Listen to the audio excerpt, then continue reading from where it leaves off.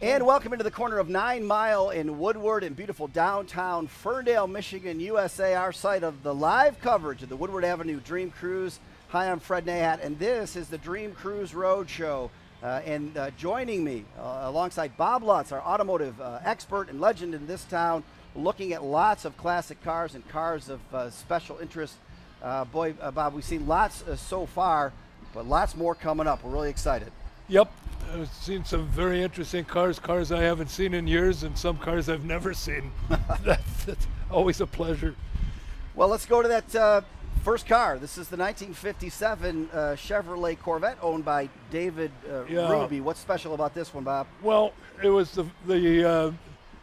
it's what Corvette aficionados call a fuelie.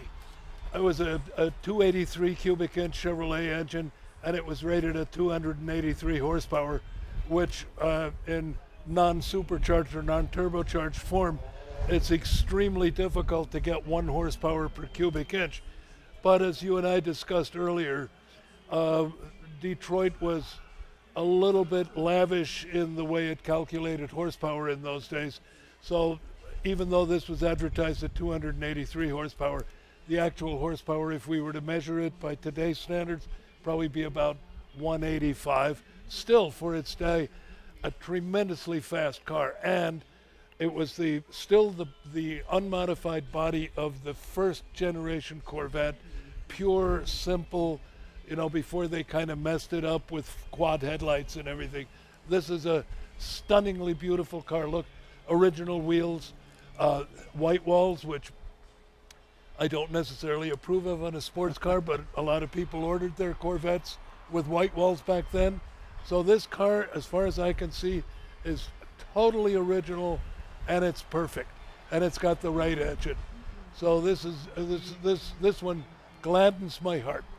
Well, and as you mentioned, as to the white walls, if they ordered them, that still fits that sort of original manufacturer spec. That's the way they were. I mean, to be honest, if I had the car, I'd probably put black tires on it, because most people did have the black tires.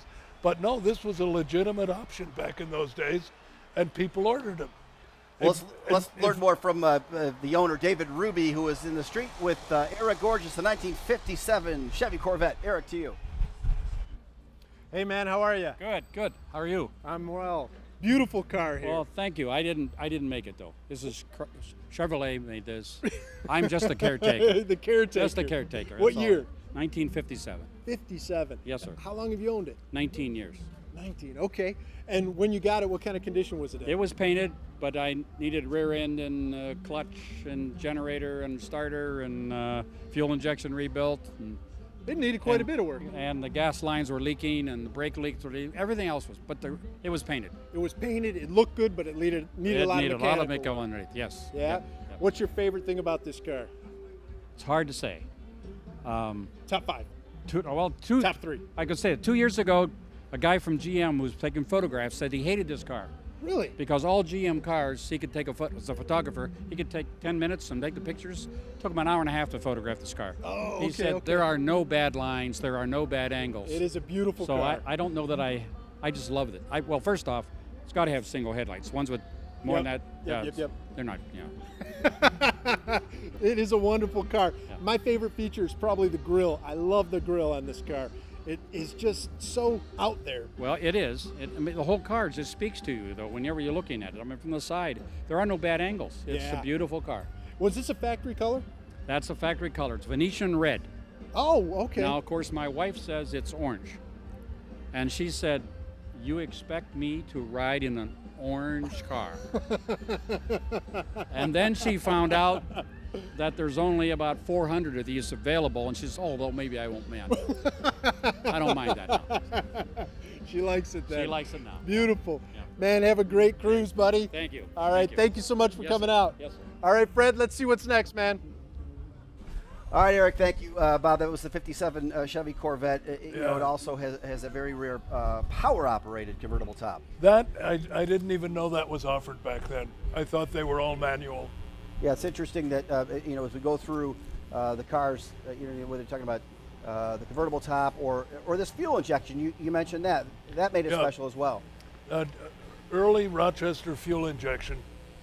And I think you could legitimately claim that that Corvette plus the Mercedes Gullwing were the only fuel-injected cars on the market back then. Of that era. Yeah. And so, and obviously that took off. Well, it was more expensive at first, and at first the fuel injection systems were somewhat delicate, but they very quickly became far more reliable than carburetors. And nowadays you can't even meet fuel economy and emissions regulations with a carburetor anymore. Fuel injection has come a long way. Well, we are providing live coverage from 9 Mile here in downtown Ferndale at DetroitPublicTV.org and live on Channel 56.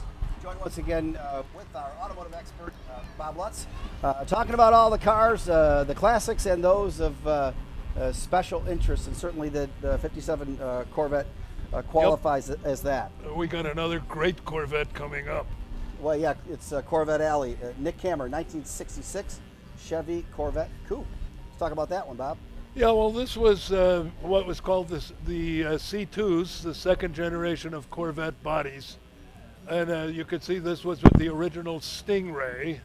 Again, beautiful original car. Look at the original wheels. And it's a 427, which was the top engine option. That's 7 liters of power. Look at that gorgeous interior. I mean, those are interiors we sometimes have trouble doing interiors that good today. So fabulous car, very powerful, and this one was had some delete options. It had no heater, no radio to save weight because it was designed to be to compete in production drag racing car. But look at that beautiful tapered back end. I mean, for Corvette lovers, I think we would all agree that these 60s, 64 to what is about 69 Stingrays with that tapering back end it's everybody's favorite. Yeah, it looks it's like a glorious car. Is that they got a rear fuel tank? Well, there's a fuel tank back there, and that's how you accessed it. But look at the driver-oriented instrumentation. Okay, by today's standards, the steering wheel's too thin, but the instrumentation and the binnacle in front of the driver, it couldn't be more modern. You can't do it any better than that. Well, beautiful car. Let's learn a little bit more from the owner, Nick Kammer, along with Eric Gorgeous. Eric, over to you. How you doing, man? Hello. Thanks for coming out. Great. Glad to be here. So what do we got? 1966 Chevrolet Coupe, big block. Very nice. Beautiful. How long have you owned it? About 8 months. Oh, Yeah. so it's relatively Relatively new new to me, yeah. Yeah. Yeah. Did you take a long time to find it? I'm always looking. So Oh, you yeah? find the right car, you have to pull the trigger, to, Pretty get quick. Get what you want, yeah. Yeah. Yeah. So what's special about this car? It was ordered as a race car originally, and it was ordered without a radio and without a heater. Really? It was a race car from day one. Okay. It came from California. I have an ownership history from day one on the car. Very Pictures of the nice. original owner and racing trim on the track and all that good stuff. Oh, It's very a cool, man. great history, Very, great very history, cool. Yeah. Do you know how many they made that were track ready like that?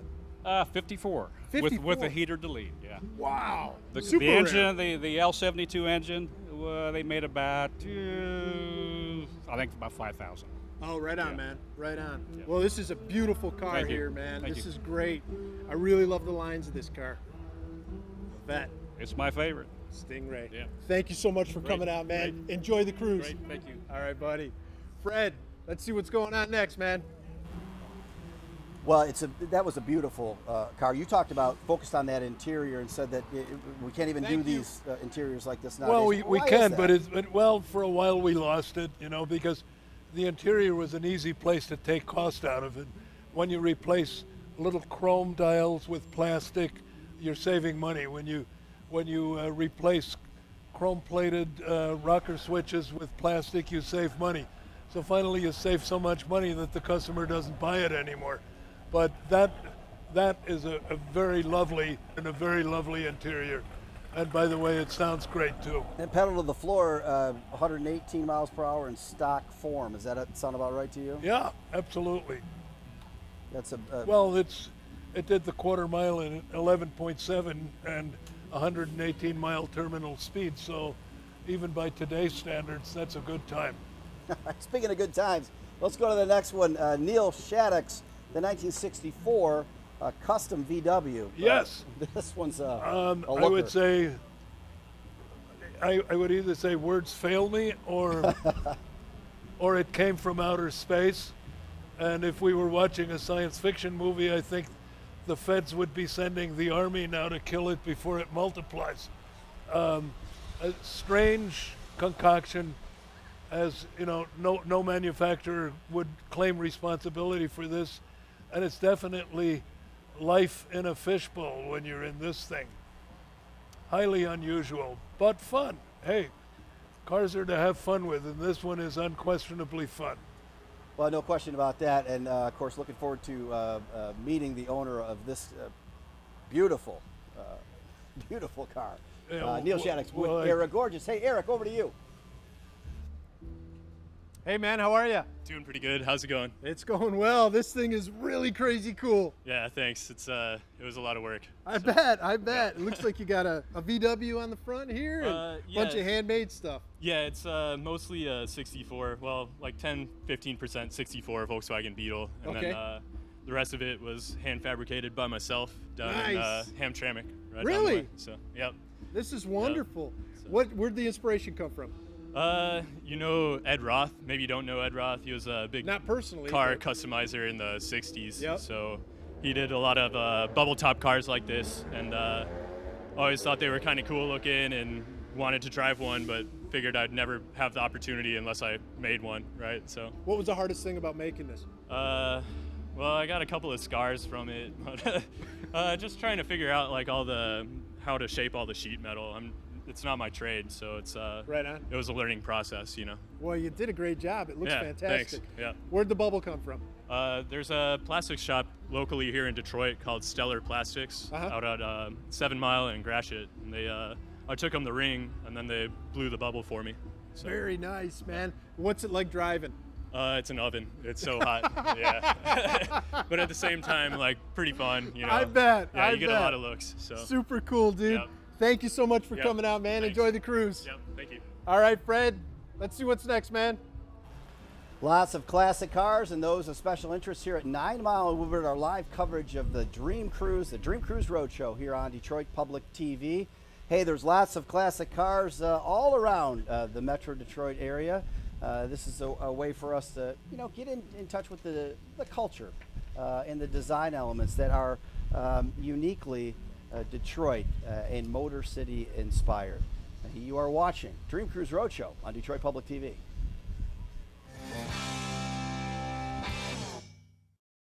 If you've got a chronic craving for classic cars and you want to do something about it, well, there's no reason to stall.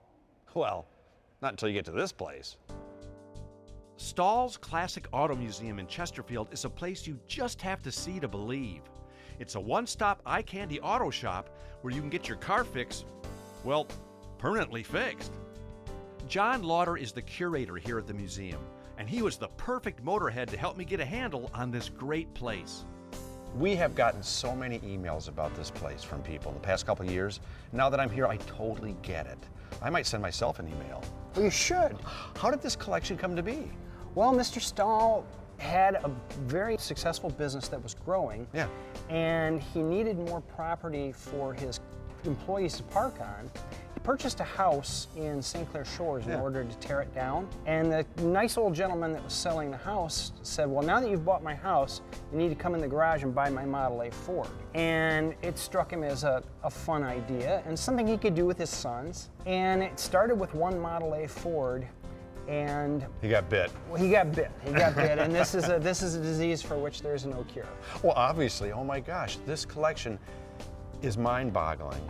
What does it take to maintain a collection like this? It takes perseverance because time is not our friend.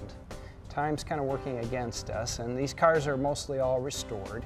But the day a car is finished restoring, it wants to kind of go back to its common elements. Well, this place isn't just a museum or a collection. It's got a higher meaning to it. I mean, there's a mission to this place, right? Well, the mission of the place is to educate the public about the history of our big industry here in the Detroit area, the auto industry. And we start in the first corner with the oldest cars, which are really just horse carriages with engines strapped into them.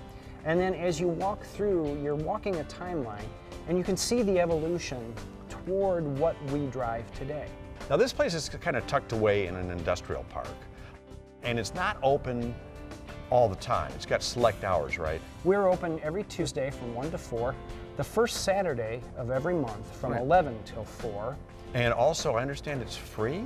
It's free of charge. We have a donation box if people care to leave us a donation. It goes toward helping maintain this fleet, and it helps to buy amenities for our volunteers, who are a huge asset of this work. And they come here, they're very generous with their time. They help us clean these cars before every day that we're open. And they're our docents. So as people walk around, if they have a question, you know, why does that hood ornament look like that? You know, we go get Eugene, you know. But that everyone has their own specialty area, and they're just an incredible bank of information that we can draw upon. You got a favorite car in here?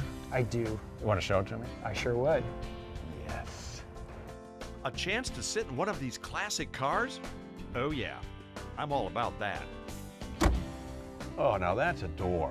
That is a door. Why does that feel and sound so cool? Well, this is a wood-framed body on this car, and all cars prior to the mid-1930s, the structure of the body is wood, and the steel is just a skin to keep the water off the wood and to give it a pleasant shape. You know, what are we sitting in? We're sitting in a 1934 Packard Roadster, Super 8 Roadster. Also known as probably the coolest car I've ever sat in. This is extraordinary. Packard was called the Rolls-Royce of America, and they were a very fine motor car for a discriminating clientele. Yeah, I'd like to think that back in 1934, this is the kind of car a TV show host would drive. Huh. Probably not. Yeah, you're right. Well, after a great conversation with John, he cut us loose to roam this ridiculously cool collection. And in no time at all, we all picked out our favorites. Mine was, of course, the incredibly lavish 1931 Cord L29 La Grande Boattail Speedster for, well, obvious reasons. Jim had his eye on the incredible 1919 Meisenhelde. Yeah, of course, it didn't really do that much for me. Oh. As for Eric, his dream ride was the 1912 Rolls-Royce Silver Ghost. And if you look close, you can see him dreaming about it right now. Eric? Eric? Eric! This incredible collection is a true and inspiring American treasure that's right here in our own backyard. And there's so much to see that you'll most likely be planning your return before you even leave. So stop by Stalls and spend some quality time looking back at the things that move us forward every day.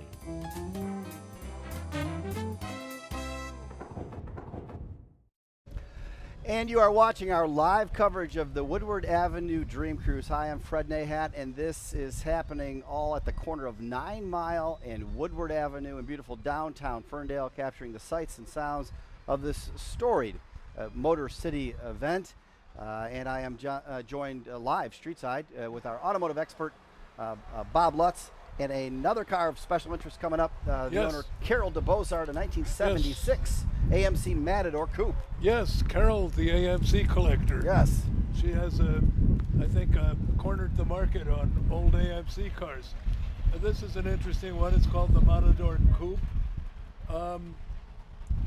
I find it very difficult to say kind things about the styling of this car, other than to say it was a bold effort and it's unusual and it stands out. But if you look at it, you know, a lot of the lines on the body just don't play well, and the whole car, when you see it sitting on its wheels, it looks somewhat over-bodied. The wheels are too far inboard, and it wasn't a successful design. And frankly, as a guy who made his living in the car business, I could see why this car didn't sell. However, look at that plaid upholstery. I mean, it's a very interesting car. Now probably more valuable as a collector's car than it was as a new car.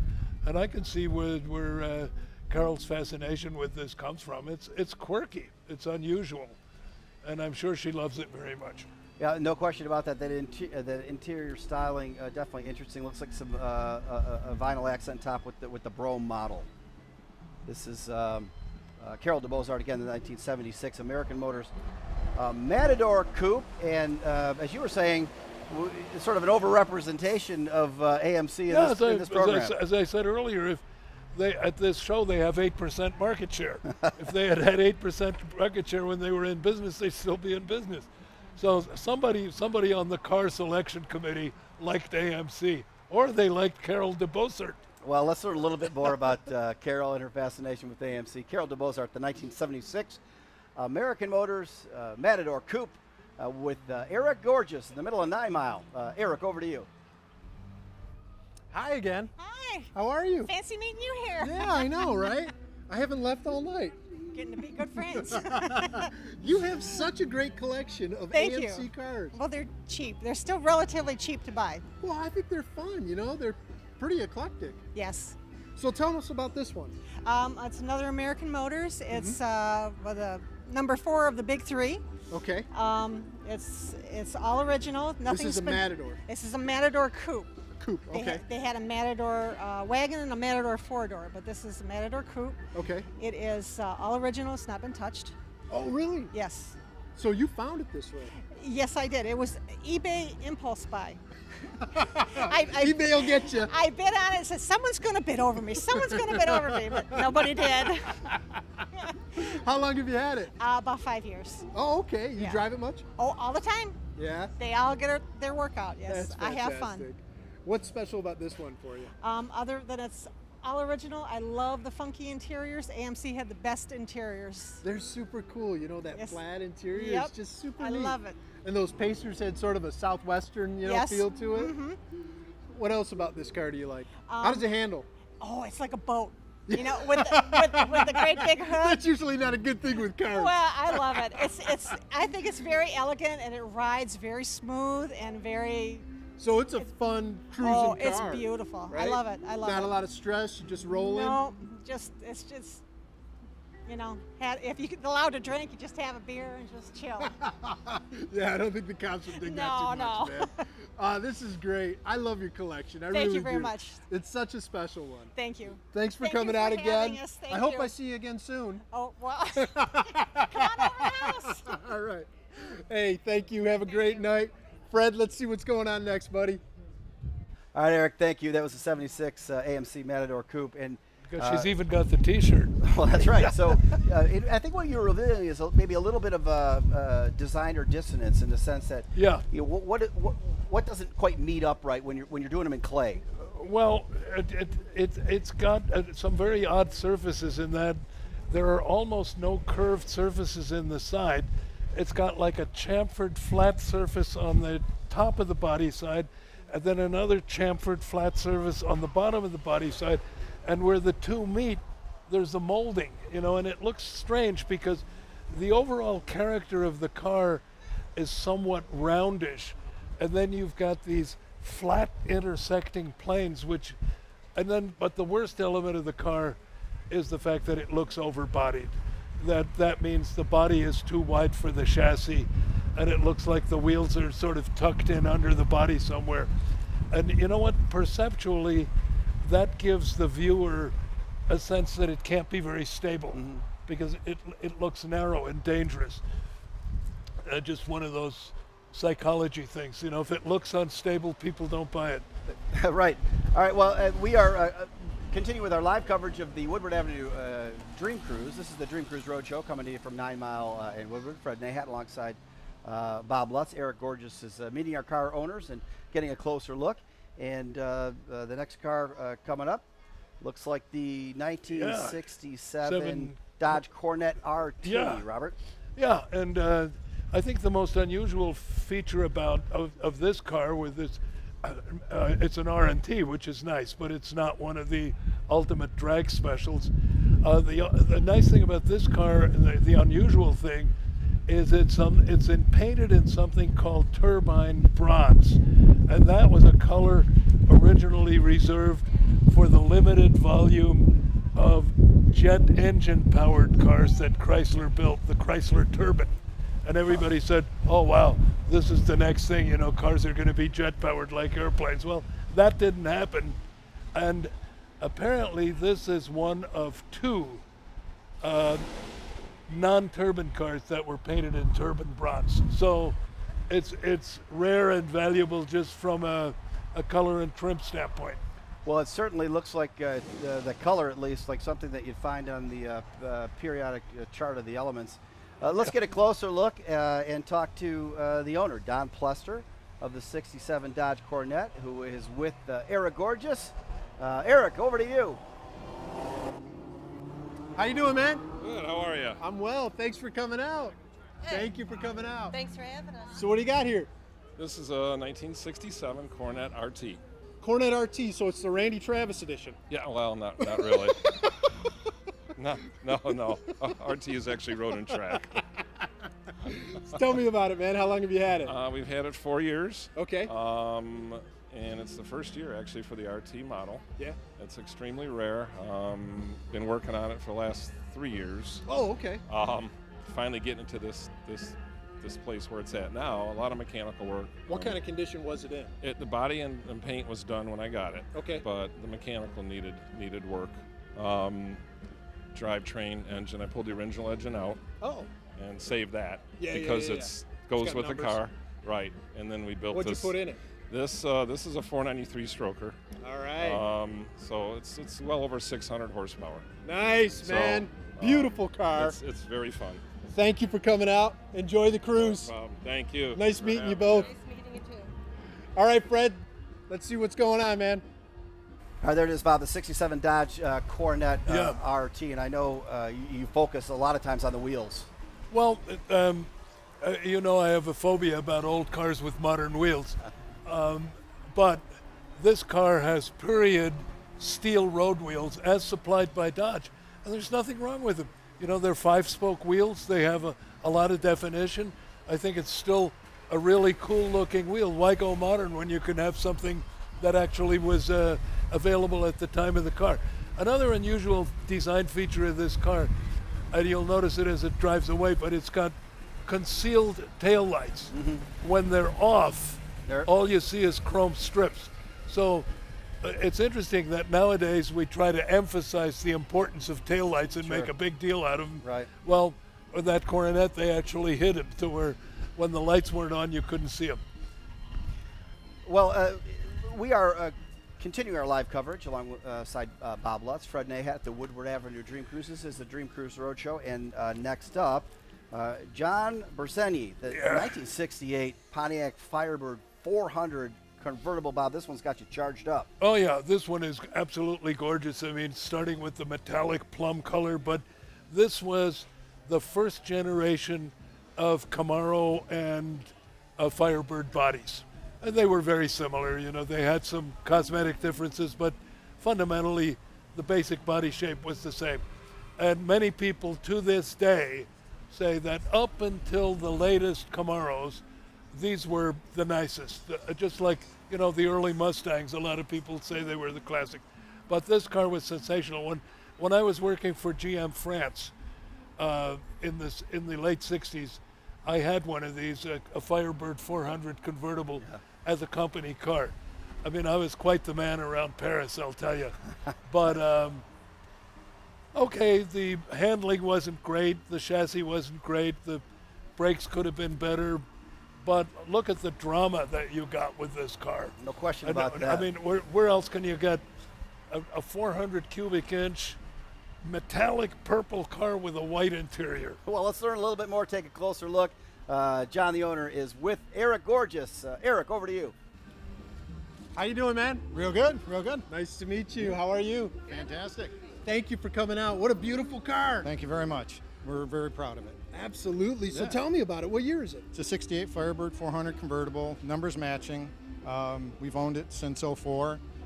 Put it through a 2-year ground-up restoration and been driving it since 06. Good for you, Yeah, man. That's yeah. awesome. Yeah. 2 years. That's not bad at all. Not too bad, no. Did you do a lot of the work yourself or hired out? Some of the mechanical, I hired a lot of it out. I had a guy that did the body work and a lot of the mechanical work, and he did a fabulous job for me. Oh, I bet. How does it run?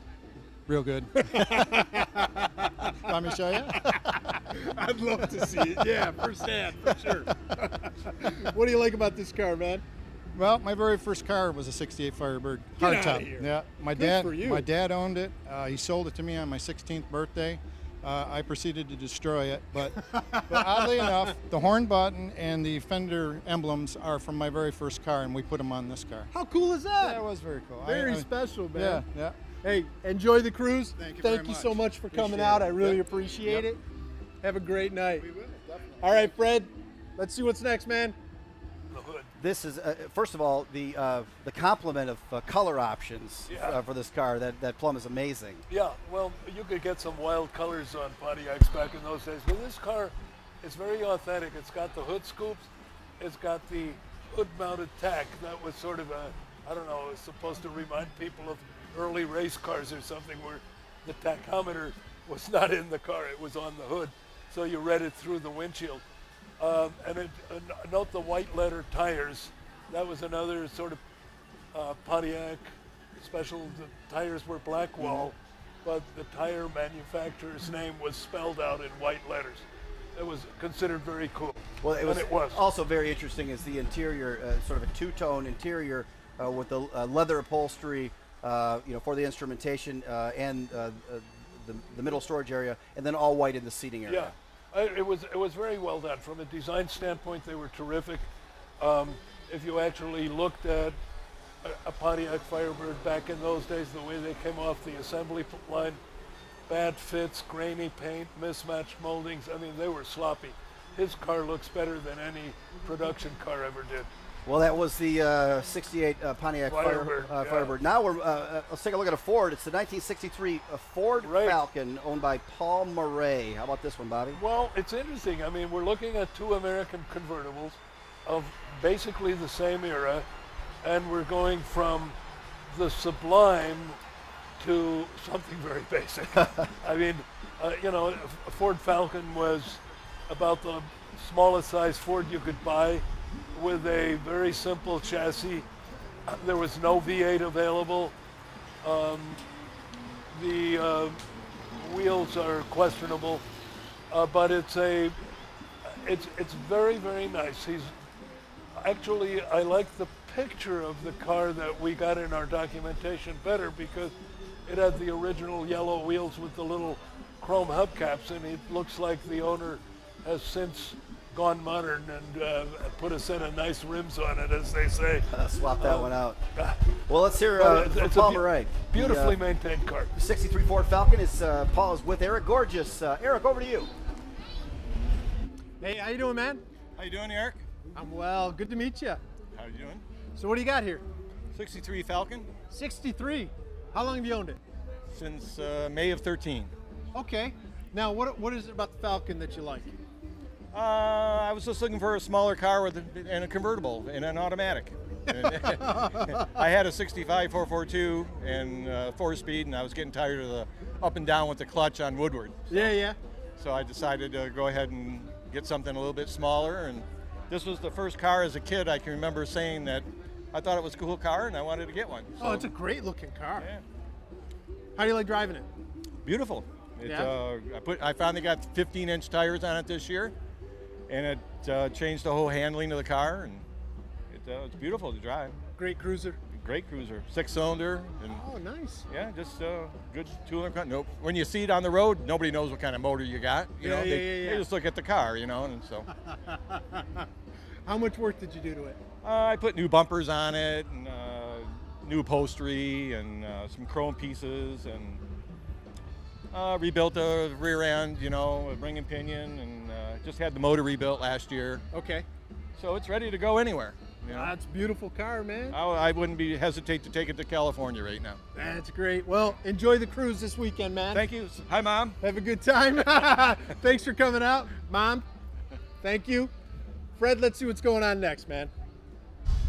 All right, much more to come on the Dream Cruise Roadshow. Bob, that Ford Falcon, just to take a quick look at the design line is awfully straight on that, just straight all the way down the side. Really an incredible kind of view on that. Somewhat linear. Yeah. But Henry Ford II was actually very fond of that, and he'd frequently, when he was in styling, he'd say he wanted a waterline belt line. He liked the cars, and you saw a lot of later big Fords and Mercurys and Lincolns that were all that very linear. HF2 didn't like anything with swinging hips or anything like that. It didn't like it. Not an Elvis fan. Got an interesting one here. All right, much more to come here from the corner of 9 Mile and Woodward. You are watching the Dream Cruise Roadshow on dptv.org and Detroit Public TV.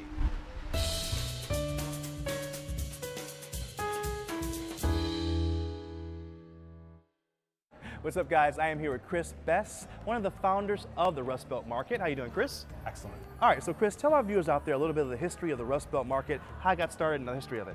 Oh, okay. So this place is weird, a little bit strange. As far as the business model is concerned, we had a hard time getting funding because we're so unique. We were inspired by local craft fairs, places that you could experience individuals making things or selling things that were maybe a little bit older, or like antiques, what have you. And we thought that should be available on a much more regular basis than having to attend an art fair. And we thought, how could we bottle this and have it available on a fairly consistent basis? So what we are is, every weekend, you're able to come and experience that here. We have about 50 shops, and they all, you deal directly with them, and their sale is their sale, and they just pay us a small rent. And yeah, it's an experience. Well, I've seen so many different booths and merchants in here selling different products. How do you choose who comes in here to sell what? Our criteria is created or collected. So you either have to make your product or you have to collect it. So that's a very important distinction in a regular retail experience, where most of the things you buy in a boutique are imported from another country or made somewhere else, whereas we are very focused on the local maker-collector society, if you will. And what kind of goods do you guys have here in the place? Everything from t-shirts that are designed, to antiques, to vintage jewelry, to vintage houseware. We have a mid-century furniture shop that specializes in things modern. We have 3 mainstay artists that are just, if you want to buy some art for your home, they have that available. But it's a little bit of everything. Now, I know you told me before this is your favorite area in the place. Well, this is the back of our stage for our event space. Okay. So we also are a host to weddings and corporate events, and anything you want to rent the space for, it's available, and we try to make it look as pretty as possible. So the decoration's kind of built in. Okay. And so when can people come here actually to enjoy all this stuff? We're open Friday, Saturday, Sunday. And what's the best part about you working in this place, Chris? It's very satisfying to see people succeed at their small business. When they take a swing at something and they really make a full effort, we allow them to reach a demographic of people that are really into this sort of thing. And when they start experiencing a great level of success, that feels really good for us. And we've had some people leave here and open up stores in Detroit and the surrounding area. That is very satisfying. So the people that have been in here, what's their response been like to come in here? It has been tremendous. It's been really, really great. They love it. They love being here. There's a sense of community. The vendors are kind of close to each other, so they kind of form little relationships and even grow their network even more in that way. Mm-hmm. And so what do you want the legacy of the Rust Belt Market to be? I would like it to be a place that people can come to start a business and really see what they can do. See what their idea. They got an idea. They don't have a lot of money just to go open up a store, and they can come here and they can take that gamble, but a small gamble, and making that a success. And also, people experiencing the happy days of their life, their marriage, their wedding, that's really a special thing for me. All right, Chris, thank you so much for talking to us, man. Thanks we appreciate that. I appreciate it. And you are watching Detroit Public TV's live coverage of the Woodward Avenue Dream Cruise just outside the door of Rust Belt Market, corner of 9 Mile in Woodward, in beautiful downtown Ferndale, Michigan, USA. Really the cradle of the Dream Cruise event that's grown up over time, over the last 20 years or so, with humble beginnings, and now definitely the place to be each August for classic cars and cars of special interest, folks who are aficionados of the automotive world and the business. Speaking of which, Fred Nahat here at our Streetside Studios. alongside Bob Lutz, our automotive expert. Nice to have you with us. Good to be here, thank you. Bobby, next up is the from Askar Afsari, the owner of the 64 Mercedes-Benz 230 SL. Yeah, I would say this Mercedes, more than any other, established the Mercedes reputation in the United States. Because even, look how old this car is. And it's still, it's classically elegant. Look at the quality of the interior and the good use of materials. Everything looks authentic. Carpet looks expensive, leather looks expensive. Just a beautifully done car. This was the model known as the pagoda roof model because the roof was actually lower in the center than it was at the right and left side, which was intelligent because you provided more headroom for the driver and passenger. These are the authentic Mercedes-Benz period wheels. Be ashamed to put anything else on. So this is a very authentic, beautifully restored car. And remember my comments about the Matador of the wheels being too far inboard. Well, Mercedes did not have that problem. You know, the wheels are out at the corner of the car, which gives it that stable, beefy appearance. Great car, great car. Well, let's learn a little bit more about it and get a closer look with Eric Gorgeous. Eric, over to you. Yeah. How you doing? I'm good. How about you, Eric? I'm well. I'm well. Thanks for coming out, guys. Thank you. So what did you bring us? Well, I brought you a 1964 230 SL.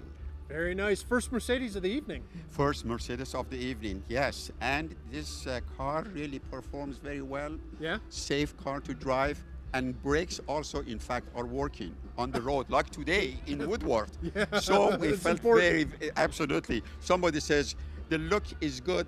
If the brake works, then you're talking about the real car. There you go. There you are. Right. How long have you had it? I purchased this one in 1989. Wow. Right. So you've had it for a while, For man. quite a while. Yeah. But it's interesting that the year of the 64 was the year I graduated from my school. Really? So here comes, in 89, I decided maybe I deserve a little of a trophy to show where I finished my work. Good for or you. how long ago it was. Good for you. And then I sent it to a shop, and it took them about a couple of years to redo it. Okay. And they put this color and the interior and reassembled the whole thing. And this was about 21 years ago. Really? 21 Really. years ago? 21 It looks years. beautiful. It looks good. Great shape. Yeah, I believe the person who did it was really a good craftsman. I believe so too. Yeah, yeah. Do you drive it often? I do drive it only in summer, obviously. Okay. And when the weather is guaranteed to be quite good. Right, like today, right. which we're lucky. We are. But overall, yes, I do drive it probably about in an area of about maybe 1,000 to 1,200 miles. Wonderful. A year. Yes. Hey, thanks for coming out tonight. Thank you very much. Thank you both. Yes. Have yes. a great cruise. Thanks, Eric. Thank All you. right. Thank All right, Fred. Let's see what's going on, man. All right, Eric, thank you. That was the 1964 Mercedes-Benz 230 SL. What's striking to me about that car is that it looks so similar to the cars that they produce from Mercedes decade after decade. Well, they did that deliberately because rather than making discontinuous jumps in design language, you'll find that all of the European prestige makes, BMW included, pursue a very cautious evolutionary approach, and they're very careful never to lose the front end identity. Yeah. That no matter what style they use, but that front end identity is like sacred. But you look at, for instance, Lincoln. Over the last 15 years, Lincoln is all over the map. I mean, in the last 10 years, Lincoln has had 5 different front ends. And that's a big mistake. If you're trying to establish yourself in the luxury market, you've got to have the constancy of appearance to where people are constantly reinforced that this is something that lasts. Well, and of course, when you look at the Mercedes as it drives away, it makes it, that aspect makes it very difficult to tell year from year. Oh, yeah. And I mean, you can do too much of that too, you know, to where there's no incentive to buy the new one. So you have to have noticeable change, but you have to maintain the character. And that's a tough one to pull off. Right. Well, listen, speaking of Lincoln, next up, 1960 Lincoln Mark V Continental. Yep. Randy Boudin Right. owns this one. Yeah. Special story to it, but a really special car. Well, my landlord in Laguna Beach actually had one of this. His was pink with white highlights, and it is without question a compendium of contemporary styling cliches, including the reverse backlight, which, you know, Ford was trying to get started, and it really never went anywhere. And this was at a time when Cadillac and Lincoln were vying to see who is the largest, heaviest, widest, et cetera, and this was Lincoln's effort to kind of outdo Cadillac, and you know, it didn't work. Again, the car, if you look at it from the front and rear, it's over-bodied. The body is wider than the chassis, and that is a mistake that was commonly made by designers in the 50s, 60s, 70s. Nobody makes that mistake anymore. But look at the interior detailing. It's beautiful. Look at how rich that interior looks with all the, you know, brushed metal effects. Oh, okay. Well, let's take a closer look and learn more. Eric Gorgeous with Randy Boudin. Eric, over to you.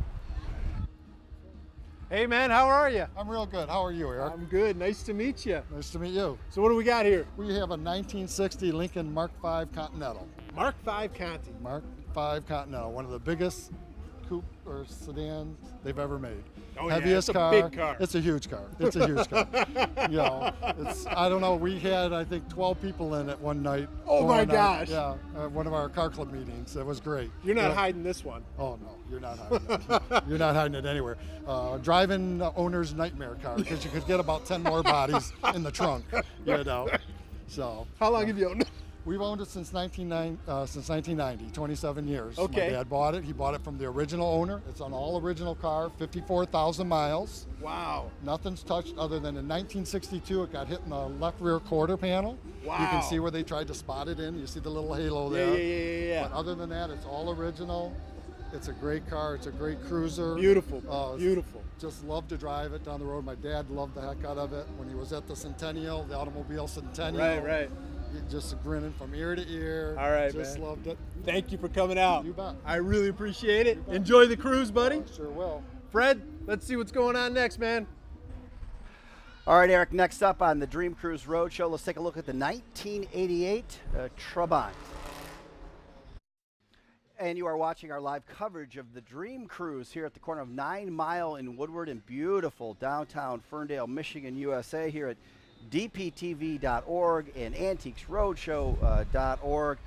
Much more coming up. I am joined streetside by automotive expert Bob Lutz. And Bob, the next car is one I know that jumps out at you from Bill Trieb. It's the 1988 Trabant 601 Limousine Deluxe. Yeah, this is probably arguably the most interesting car in the show. These were made in East Germany. And it was the only car that the East German population could buy.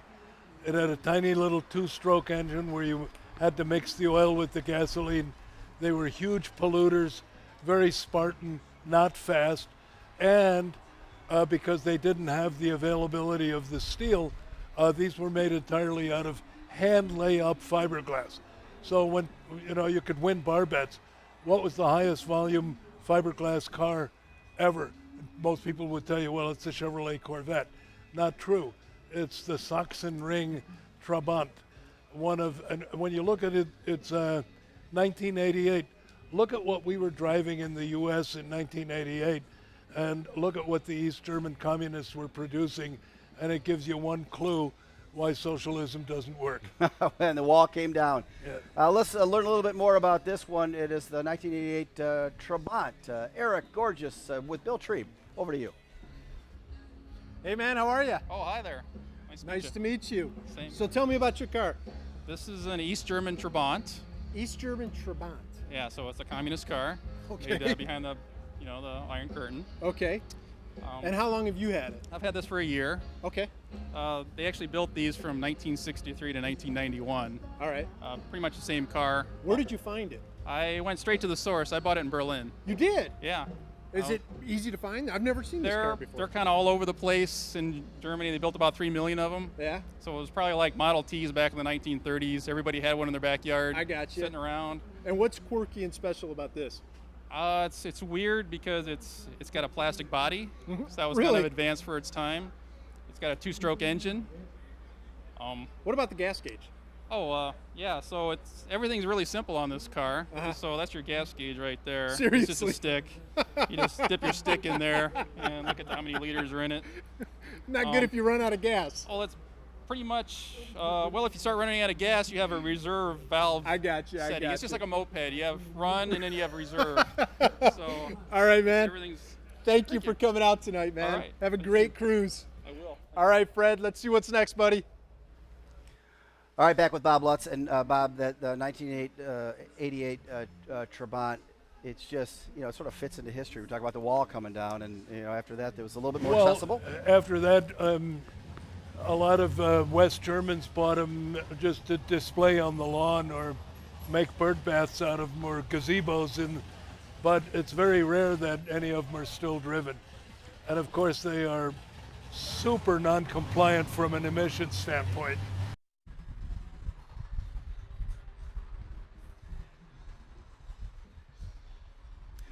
And you are watching our live coverage of Detroit Public TV's Dream Cruise Roadshow at dptv.org and live on 56.1 Street Side, 9 Mile and Woodward in beautiful downtown Ferndale. I am joined alongside Bob Lutz, our automotive expert, and Bobby, next one up is 1968 Chrysler 300. Jay Reichert, this is a beautiful classic car. Take a look at that 300. Yeah, it's very nice. It's towards the end of the 300s. It's actually the third generation of body style. The first generation was very European looking. Second generation had the huge, enormous tail fins. This is the third generation in an entirely different styling direction. I don't think this car did as well in the marketplace as the earlier 300s, which makes it all the more interesting now. And there's no question that it's a very fast car and a very, very interesting part of Mopar high performance history. Well, let's hear a little bit more about it from Jay Reichert, the 68 Chrysler 300. He is with Eric Gorgeous. Eric, over to you. My whole life here. Me too. Hey, man, how are you? Good, Eric. How are you? I'm really good. So what do we got here? This is the 1968 Chrysler 300. All right. With a 440 cubic inch engine and a 3-speed torque flight transmission. Very nice. How long have you had it? I've had it since 2001, 16 years. Oh, so a nice amount of time. Was Yes. it hard to find? No, actually, I was on my way back from Detroit, from Dearborn, looking at a 68 Cougar Eliminator that was not my cup of tea. And my wife said, look at that old car. And I was like, that's a yacht. Well, it is a two-door. So her and I and the two boys jumped in and took it for a ride and fell in love with it. And I've had it ever since. What do you love about it? I like the style. I like there's some turbine style tied into the back end, the front end, the first view of the hidden headlights. Oh, okay, and then the different colored details that sort of brought the chrome to life. All right, very cool. And I noticed the pinstriping. You got red, white, and blue pinstriping on it. Yes, I grew up next to a pinstriper, a very famous pinstriper, George the Pro, and he just striped that for me a couple of weeks ago. Very nice. Anything, any particular reason why you did red, white, and blue on a 300? Well, I wanted to extend the theme of the 300. Everywhere on every 300 every year, they've had a red, white, and blue theme on some small part of the car. Okay. And so I thought I'd extend that, and I also did that today with my clothing. Very nice, very nice. Now, when you got this, what kind of condition was it in? It was pretty rough. The body was very intact, but it needed mechanical work. The brakes hardly worked. It's all Ford drum brakes, things like that. Needed cleaning up. Okay.